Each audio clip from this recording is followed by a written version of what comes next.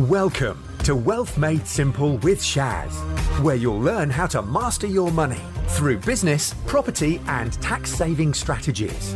Your host has collectively helped his clients make tens of millions of pounds in additional profits through these strategic approaches to business.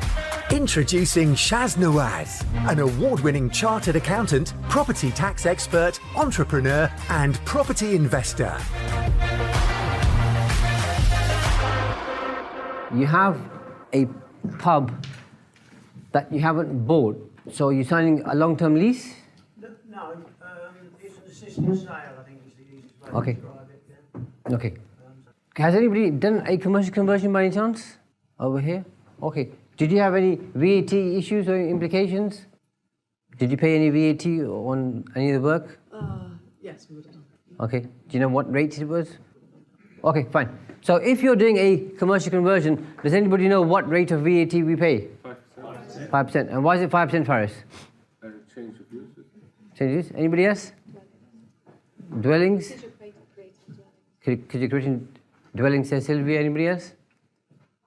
Okay. So if you're increasing the number of units, you pay 5% on the increase. If you're reducing the number of units, you pay 5%. And if you're buying a house which is empty for 2 years or longer, even if you're not converting it, you pay 5%. So in your case, Roy, you're going to pay 5% VAT on the majority of the work in terms of the labour and materials. But it gets slightly complicated.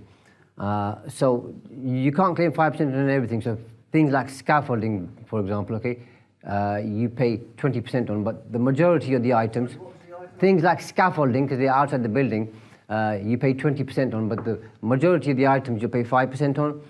If you sell the property or properties, you claim back the VAT. If you hold on to the properties, you can't usually claim back the VAT. And do you know why that might be, Roy? Within the structure, we won't, because we don't own them, the owners will sell them Yeah. and we split the profit. Yeah, but if they don't sell them, then you can't claim back the VAT. And do you know why that may be? But they will be sold because my other company will buy them and give them an undertaking Okay. to eventually take IMF. Okay. That's not the SPV. So let's move away from yours. Let's come over here. So the commercial conversion that you've done, are you keeping the units or are you selling them? Okay. So if you keep the units, you can't claim back the VAT. Anybody want to share with the room why not? The answer is obvious, by the way, and you all know it. No? What are you, once you've converted the properties, what are you selling thereafter? If you're not selling the property? You're renting it. You're renting it, so you're selling a service. And do you charge VAT on rent?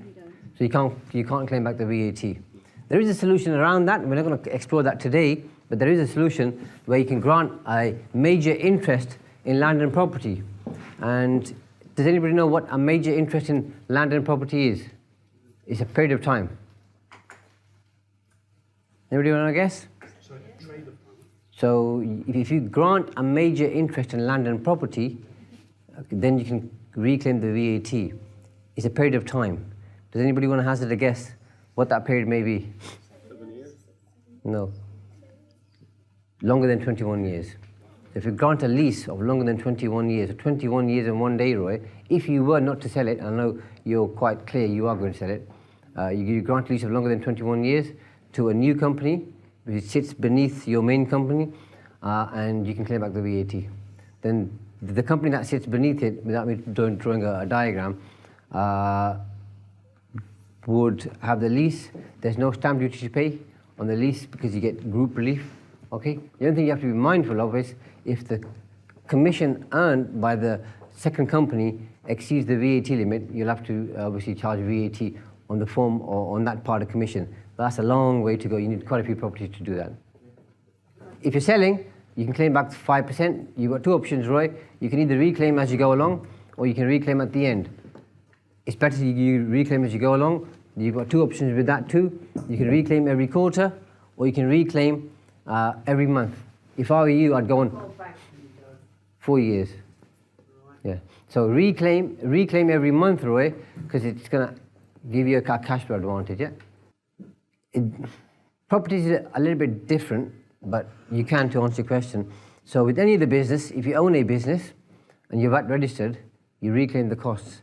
With the property, it gets a little bit complicated because if you have a property, that becomes VAT registered in its own right, which is called an option to tax. So if you have an option to tax on it, you can do. If you don't own the building and you have a lease, and you're paying for repairs, maintenance, improvements, and you're running SA, then you can as well. Okay? Yeah, cheers, thank you. Roy? Yeah, sort of supplementary, but we had another development where we acquired the place and it was uninhabitable. It's a resi, it's just a basement flat. Yeah. I wondered if we are able, literally taking it back to the walls in, knocked the walls out, no bathroom, no kitchen. As we speak, it's just a shell that's out in the tank. Yep. Can we claim back on that? That's owed within a separate, an SPV specifically for that building. Claim VAT back on. All expenses that we've been incurring in that. What do you intend to do with the property? Yeah, like the tanking, for instance, we've just had a bill for. Now, what do you intend to do with the property? We haven't decided. We might put it on a rental portfolio, or we might just flip it, sell it. So. Are you adding more units? No, taking away more units? Simply a one-bedroom flat, and it couldn't be anything. No, that's not going to work.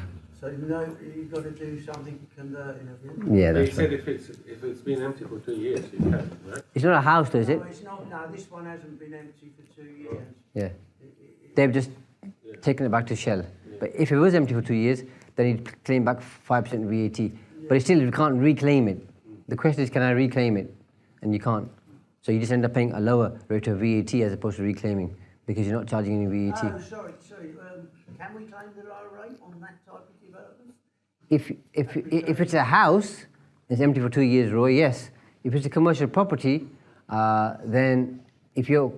It's resi, it's a basement flat, that's it. Yeah. So unless it's been empty for 2 years, no, you can't. So we can't get a lower rate for refurbishment? No.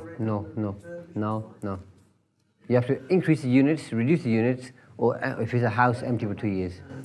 And the that reduced rate is purely on the development costs. It's not on the financial or the station or anything else. No, that's right. Yeah. So, Shaz, if it's uninhabitable, you should be able to claim back your stamp duty. May be able to, and Sylvia might have a view on this, by the way. But because Roy's stripped out the property, it depends what the condition was when he bought the property. If he bought it uninhabitable, but if he made it uninhabitable, then you can't. Yes. Yeah, that's right. Yeah, we've got all photos of pre-purchase, at purchase, Yeah. and along the project line, and we also applied to the valuation office to get it taken out of the Yeah. council tax, and now we're in the process of doing Okay. the stamp duty reclaim as well. Okay. Advising office, so, Yeah. appreciate you flagging it. Any view on that, Sylvia? Well, it's the same. It's on the effective date transaction. It's how the property stands at that point, Yeah. not afterwards. No, once you've stripped it out, yeah. Yeah. And Okay. you're not actually claiming back all your stamp duty that you paid. You're claiming the difference between non-residential units and residential. So depending on the value of the property, it might mean that you are getting back everything. But if the That property... particular one is separate from the pub thing. Yeah, that's what I'm saying. That what you are claiming, you're saying to HMRC, it was uninhabitable, therefore I'm going to pay the non-residential stamp, the commercial stamp, rather than residential stamp, which is what you paid. And that's what you're claiming back as difference. Now, for a low-value property, that might mean that you're actually claiming back everything that you paid. Okay. But yeah. it's some people think, oh, I'll get back my 3%, but that's because they've only paid 3%.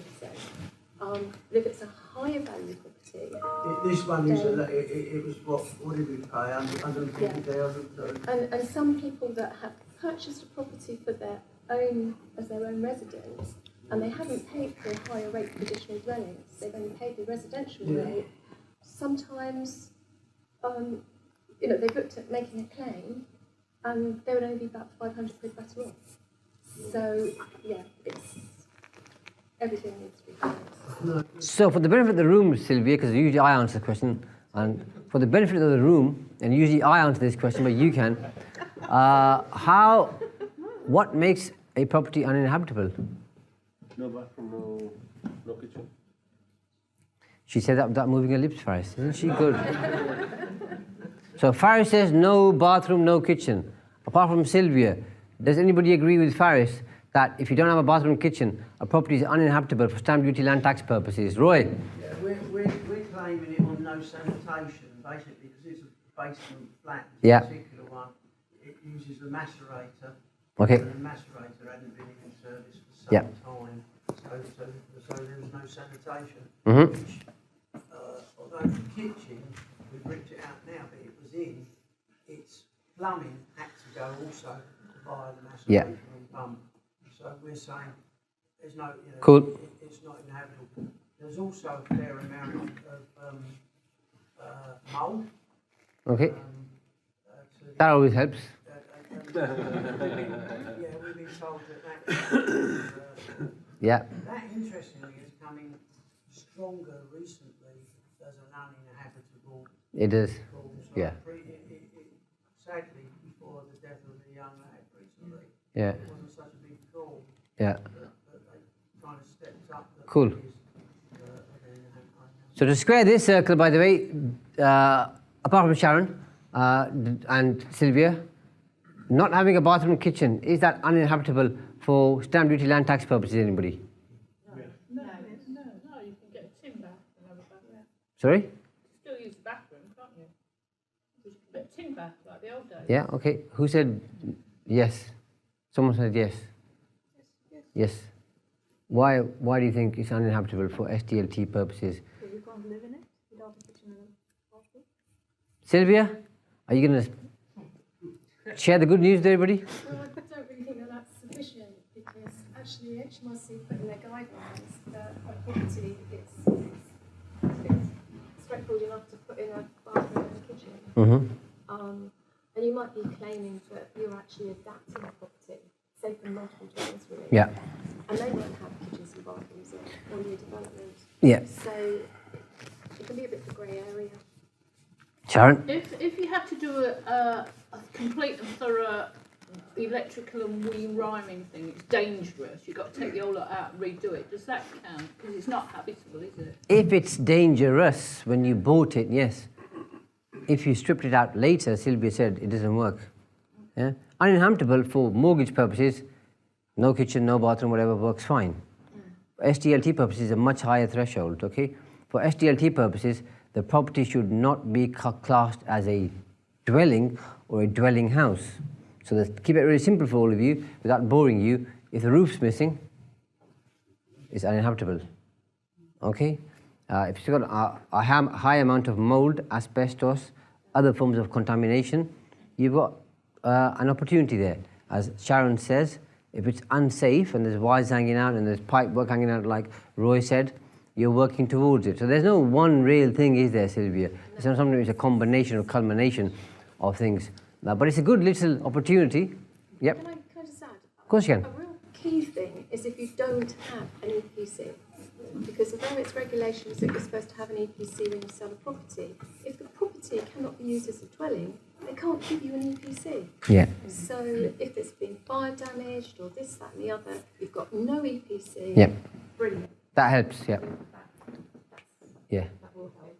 Yeah. But I don't think it's going to be around for much longer, by the way, Sylvia, so Oh, what, that really? Like yeah, that? yeah.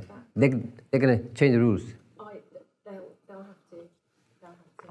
There's too many people making too many claims, which might not be on the right side of the law, by the way, but that's a story for a different day. Happy, Roy? Roy? Yes or no answer, by the way. Happy? I'm delirious, mate. Good man. Okay. Thanks for listening to Wealth Made Simple. You can follow and contact Shaz on the Facebook pages Entrust Property Tax and The Profits Wizard. You can also find Shaz on LinkedIn, YouTube and Instagram. Alternatively, email him at shaz@aa-accountants.co.uk. Build your wealth by mastering money.